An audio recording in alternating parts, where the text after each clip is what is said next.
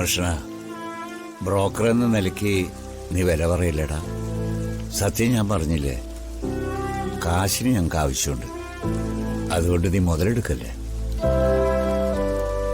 നമ്മൾ തമ്മില് ഇന്നും ഇന്നലെ കാണാൻ തുടങ്ങിയതല്ലോ. കറക്റ്റ് വില ഞാൻ പറയാം. ബാർഗെയിനൊന്നുമില്ല. സെന്റിന് 2.5 ഞാൻ എടുത്തോളാം. വീട് ഉൾപ്പെടെ 35 ലക്ഷം. രൊക്കം കാശ്. സമ്മതിച്ച നാളെ രജിസ്ട്രേഷൻ.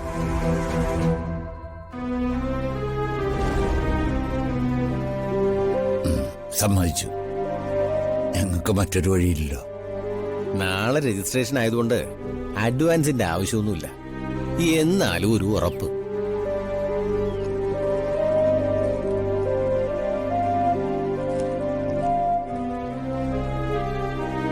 ദാ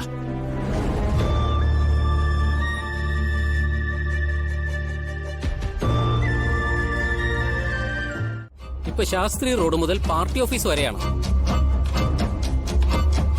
വമ്പിച്ച് ജനക്കൂട്ടമുണ്ട്. അല്ല, എന്തൊക്കെയാ അവരുടെ മുദ്രാവാക്യം? പാർട്ടിയെ മൊത്തത്തിൽ നാണം കെടുത്താതെ വർമ്മ സാറ് പ്രസിഡന്റ് സ്ഥാനം രാജിവെച്ച് ഒഴിയണമെന്ന്. എന്റെ അച്ഛനെ നാണം കെടുത്താനും എന്നെ ജയിലിലാക്കാനുമായിട്ട് ആരോ കളിക്കുന്ന കളികളായത്. പാമ്പിനെയല്ലേ നോവിച്ചു വിട്ടത് ആ രാജുവിനെ.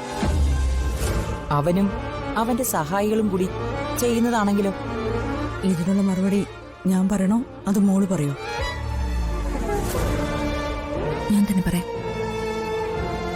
രാജുവുമായി എനിക്കോ അച്ഛനോ ഇപ്പോ യാതൊരു ബന്ധവും ഇല്ലായിരിക്കാം.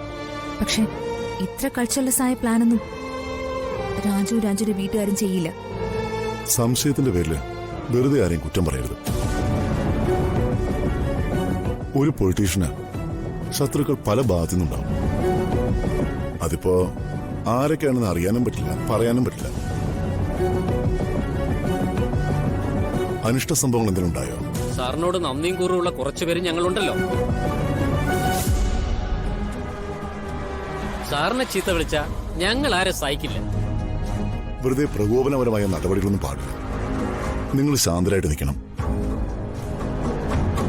എന്നെ ചീത്ത പറയുന്നവർക്കൊരു സുഖം കിട്ടുകയാണെങ്കിൽ കിട്ടട്ടെ. രാഷ്ട്രീയക്കാർക്ക് ഇതൊന്നും പുതിയ അനുഭവമില്ല. നിക്കടെ ഇടിയല്ല, നന്ദന പിള്ള, അതാ എന്റെ പേര്. നീയേ ഏത് പിള്ളയാണെങ്കിലും എനിക്കെന്താ? ഇവിടെ ഞാൻ പറയുന്നത് അനുസരിച്ചാ മതി. മനസ്സിലായില്ല? ഇത് അന്തസ്സും ആഭിജാത്യവും കുലമഹിമയുള്ള തറവാടാ. എന്ത് മഹിമ? കുലമഹിമ. പിന്നെ കുലമഹിമ.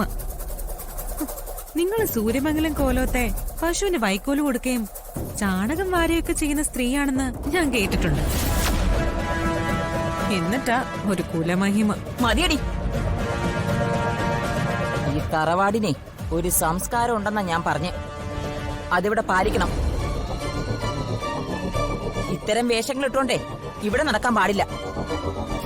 ഇതിനുള്ള മറുപടി എന്റെ ഭർത്താവാണെന്നും പറഞ്ഞ് അഹങ്കരിച്ച് നടക്കുന്ന ആ കോന്തനോട് ഞാൻ പറഞ്ഞിട്ടുണ്ട്. ഇനി നിങ്ങളോടും കൂടി പറയാൻ എനിക്ക് സൗകര്യമില്ല. ശബ്ദം എത്തി സംസാരിക്കാതടി. അതൊന്നും ഈ വീട്ടിൽ പറ്റില്ല. എന്താ അവർക്ക് സംസാരിച്ച? വരട്ടെ, ആ ഋതികയോട് മതി, എന്റെ അടുത്ത് വേണ്ട. ഞാനേ അനന്തമ്പിള്ളയുടെ മോളാ. അത് മാത്രല്ല, ഇപ്പൊ ഈ കുടുംബത്തിന്റെ അവകാശിയുമാണ്. ഇവിടെ ഈ വീട്ടിൽ ആരെങ്ങനെ നടക്കണോന്നേ ഞാൻ തീരുമാനിക്കും. മനസ്സിലായോ?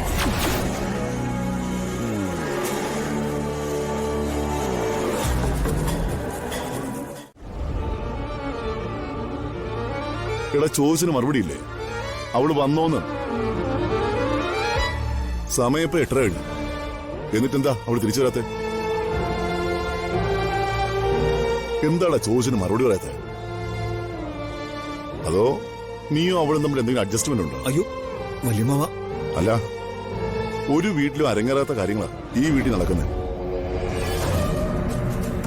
ഒരു സുപ്രഭാതത്തിൽ അഭയം ചോദിച്ച് അനന്തമ്പിള്ളയുടെ മകളും ഭാര്യയും കൂടി ഇവിടേക്ക് കയറി വരുന്നു. പാവപ്പെട്ടവരല്ലേന്ന് വിചാരിച്ച് എനിക്ക് അവരോട് കരുണ തോന്നി. ചേച്ചിയുടെയും നിന്റെയും താല്പര്യപ്രകാരം ദേ എവള് ശക്തമായിട്ട് എതിർത്തിട്ട് പോലും ഞാൻ ആ കല്യാണം നടത്തി തന്നു. നാണം കുണുങ്ങി നടന്നവള് പെട്ടെന്ന് അഹങ്കാരിയാവുന്നു. നാടൻ പെണ്ണിനെ പോലെ വേഷം ധരിച്ചവള് പെട്ടെന്ന് അങ്ങ് ബ്രിട്ടീഷുകാരിയായി മാറുന്നു. അല്ല, എന്താ ഈ മാറ്റത്തിന്റെ പിന്നിലെ കാരണം? ഉള്ള കാര്യം ഉള്ളതുപോലെ പറയുമ്പോ ഇവിടെ പലർക്കും പിടിക്കില്ല ഏട്ടാ. ആ കുട്ടിയുടെ രീതികളില് എനിക്ക് ആദ്യം മുതലേ സംശയം ഉണ്ടായിരുന്നു. അതൊക്കെ തുറന്നു പറഞ്ഞ ഞാൻ ശത്രുവാവും. ഞാനെന്തു പറയാനാ? നിന്നെപ്പോലെ ഞാനും ആ കൊച്ചൊരു പാവമാണെന്നാ കരുതിയത്. എലിയെപ്പോലെ നടന്നവളൊക്കെ പെട്ടെന്ന് പുലിയെപ്പോലെ ആവുന്ന ആരെങ്കിലും കരുതിയോ? അവളെ പുറത്തറിയപ്പെടുന്നതേ അനന്തമിളയുടെ മകളായിട്ടല്ല, പ്രതാപവർമ്മയുടെ അനന്തരവന്റെ ഭാര്യയായിട്ടാണ്. ഇതൊക്കെ എനിക്കെന്ത് നാണക്കേടാ നിങ്ങൾക്കറിയോ? മോളെന്താ ഒന്നും മിണ്ടാ നിൽക്കുന്നത്? ഒന്നുമില്ല അച്ഛാ.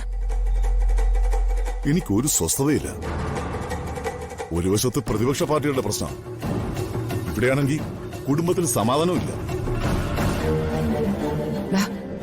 നീങ്ങി വന്നേ.